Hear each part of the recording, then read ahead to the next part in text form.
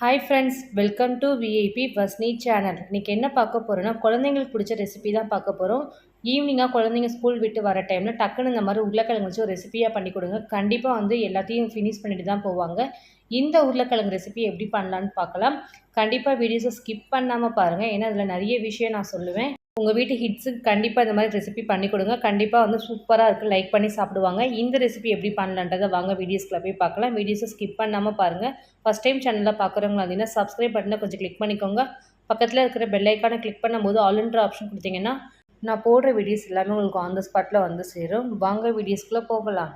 இந்த ரெசிபி பண்ணுறதுக்கு நான் இன்றைக்கி 3 உருளைக்கிழங்கு எடுத்திருக்கேன். இந்த 3 உருளைக்கிழங்கையும் நம்ம விசில் போட்டு நல்லா வேக வச்சு எடுக்க போகிறோம். ஓவர் பாயில்டு பண்ணிடாதீங்க, இந்த ரெசிபி சரியாக வராது.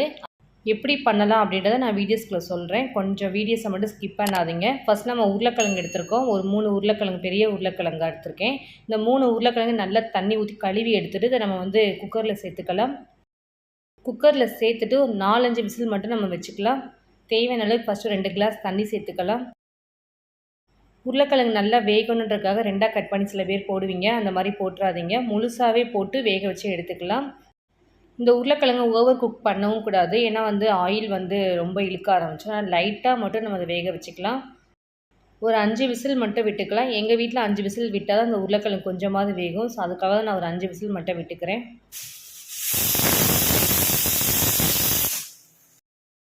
இந்த மாதிரி ஒரு 5 விசில் மட்டும் விட்டு எடுத்திங்கன்னா போதும். உருளைக்கிழங்கு நல்லா வெந்துடும். அதுக்கப்புறம் நம்ம ஆறுனதுக்கப்புறம் உரிக்க ஆரம்பிச்சிடலாம். ஃபஸ்ட்டு உருளைக்கிழங்கு நல்லா வேகட்டும். உருளைக்கிழங்கு நல்லா வெந்துருச்சு. 5 விசில் கிட்ட வந்துருச்சு. ஏர் ஃபுல்லாக ரிலீஸ் ஆனதுக்காக குக்கரை ஓப்பன் பண்ணி பார்க்கலாம். கத்தியை வச்சு நான் குத்தி பார்க்குறேன். இங்கே பாருங்கள், நல்லா வெந்திருக்குது. இந்த அளவுக்கு வெந்துச்சுன்னா போதும், கரெக்டாக இருக்கும். தண்ணியிலேருந்து நம்ம உருளைக்கிழங்கு ஃபுல்லாக நம்ம எடுத்து வேறு ஒரு பிளேட்டில் மாற்றிடலாம். உருளைக்கிழங்கு ரொம்ப சூடாக இருக்குது. இப்போ நம்ம தோல் உரிக்க முடியாது. ஒரு 10 நிமிஷம் அந்த மாதிரி வெயிட் பண்ணதுக்கப்புறம் இந்த மாதிரி தோலை உரித்து எடுத்துக்கலாம். தோல் உரித்து எடுத்துக்கோங்க. இங்கே பாருங்கள் எந்த அளவுக்கு இருக்குதுன்னு. இந்த மாதிரி இருக்கணும். ஓவர் குக்கும் ஆகக்கூடாது. நார்மலாக உருளைக்கிழங்கு வேக வைக்கிற மாதிரி வேக வச்சு எடுத்துக்கோங்க. உருளைக்கிழங்கு ஃபுல்லாக நம்ம இந்த மாதிரி துருவி எடுத்துக்கலாம். நம்ம வீட்டில் காய்ச்சி விரது இருக்கும் பாருங்கள், அந்த இதிலே வச்சு துருவிக்கலாம். இந்த உருளைக்கிழங்கு மசிக்கக்கூடாது. இந்த மாதிரி துருவி தான் சேர்க்கணும். கஷ்டமாக இருக்குதுன்னு சொல்லிட்டு நிறைய பேர் அதை மசிச்சிடாதீங்க. கரெக்டாக அந்த ரெசிபி வராது. இந்த மாதிரி துருவி தான் சேர்க்கணும். இந்த மாதிரி ஒவ்வொரு உருளைக்கிழங்காக துருவி நம்ம எடுத்துக்கலாம்.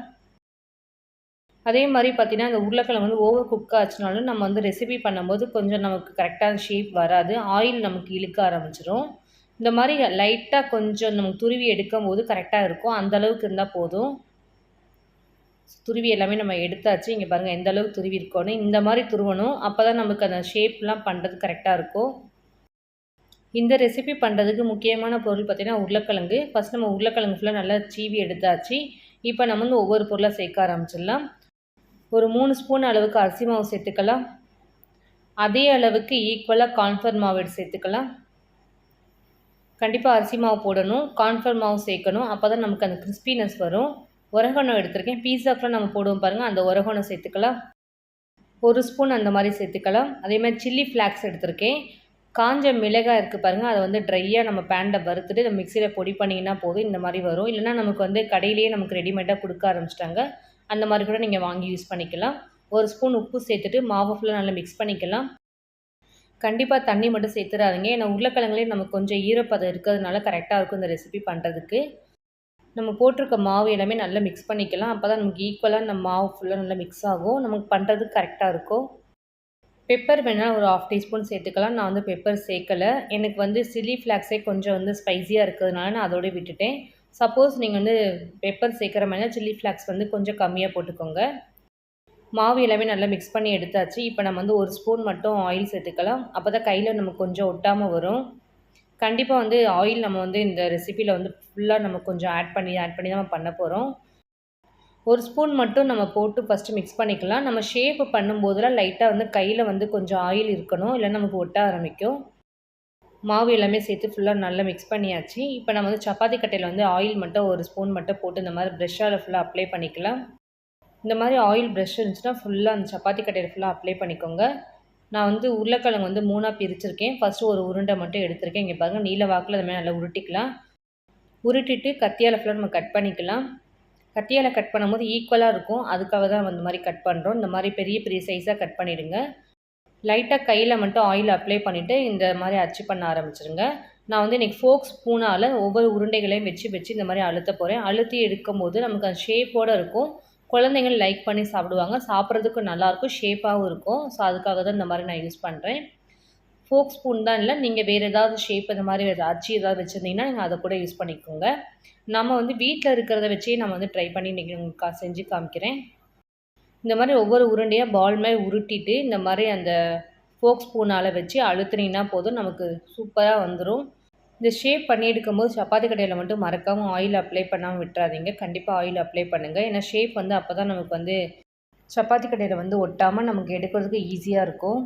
ஸோ செகண்ட் ஹாஃப்னு உங்களுக்கு நான் செஞ்சு காமிக்கிறேன். ஃபஸ்ட்டு எப்படி பண்ணமோ அதே மாதிரி தான் கட் பண்ணி இந்த மாதிரி ரவுண்டாக உருட்டிக்கிட்டு ஃபோக் ஸ்பூனால் இந்த மாதிரி லைட்டாக ஒரு அழுத்திங்கன்னா போதும், சூப்பராக ஷேப் ரெடியாகி வந்துடும். இது பார்க்கவும் டிசைன் மாதிரி இருக்கிறதுனால குழந்தைங்க வந்து பொரிச்சு கொடுக்கும்போது வித்தியாசமாக இருக்குன்னு சொல்லிட்டு கண்டிப்பாக லைக் பண்ணி சாப்பிடுவாங்க. ஸோ அதனால் இந்த ஷேப்பை வந்து மறக்காமல் பண்ணாமல் மட்டும் விட்டுறாதீங்க. இந்த ஷேப் தான் இல்லை, உங்கள்கிட்ட வேறு எதாவது இருந்தால் கூட நீங்கள் அந்த ஷேப் கூட யூஸ் பண்ணிக்கலாம். ஷேப் எல்லாமே பண்ணி முடிச்சாச்சு. இதை எல்லாமே நம்ம ஆயிலில் போட்டு பொரிச்சு எடுத்துடலாம். ஸ்டவ்வை ஆன் பண்ணிக்கலாம், பேன் வச்சுக்கலாம்.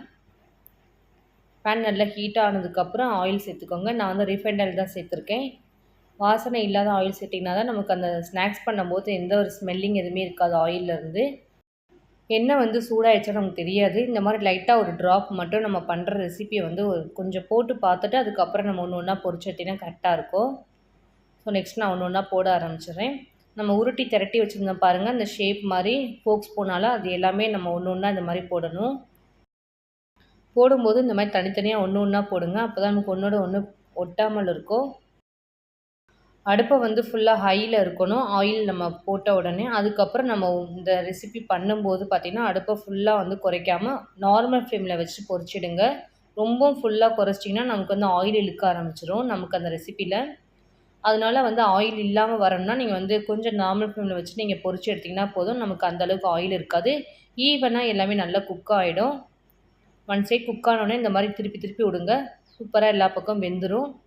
ஸோ ஃபஸ்ட் ஹாஃப் நம்ம போட்டது அதுக்குள்ளே வெந்துருச்சு. செகண்ட் ஹாஃப் நம்ம இதே மாதிரி நான் பொரிச்சு காமிக்கிறேன் பாருங்கள். இது போட்ட உடனே 2 நிமிஷம் கழித்து கரண்டியால் மிக்ஸ் பண்ணிகிட்டே இருந்தீங்கன்னா போதும், ஈவனாக எல்லாமே நல்லா குக் ஆகிடும்.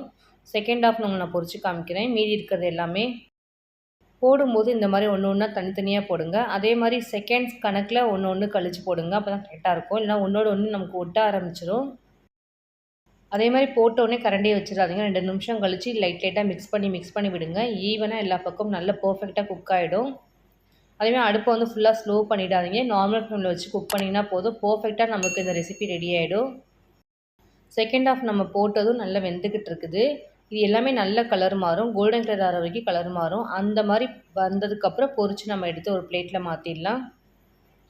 ஆயிலில் வந்து நல்லா ட்ரை பண்ணிட்டு இருங்க, அப்போ தான் ஆயிலே இல்லாமல் இருக்கும் நமக்கு சுத்தமாக. கண்டிப்பாக அந்த ரெசிப்பியில் ஆயிலே இருக்கவே இருக்காது. சாப்பிடும்போது பார்த்திங்கன்னா சுத்தமாக இருக்காது ஆயிலே. ஒவ்வொரு பொட்டேட்டோவாக இந்த மாதிரி வேறு ஒரு பிளேட்டில் நம்ம ட்ரான்ஸ்ஃபர் பண்ணிடலாம். இதை வந்து சாஸோடு தொட்டு சாப்பிட்டிங்கன்னா செம்மையாக இருக்கும்.